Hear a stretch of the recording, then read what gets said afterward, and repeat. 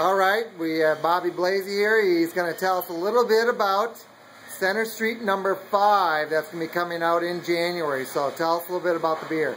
The beer is called the Saffron Kilt. It was inspired by the Brian Brew Irish Pipe Band, which I'm a member of, bagpiper, and it's pale ale. So it's going to be a nice, clean, easy to drink pale ale.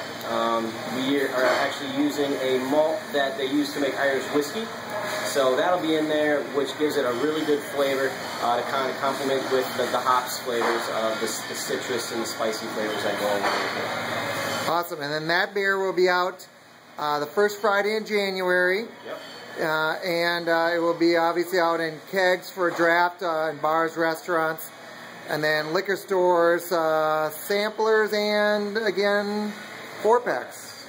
So perfect. Okay. Well, awesome. I think everybody will be looking forward to it. Why is it called Saffron Kilt? The Saffron Kilt is actually the uniform that the members of the Brian Brew wear when they play. So it's literally a saffron-colored kilt. Love it. Saffron-colored kilt. All right. We can't wait for it. Thanks, Bobby.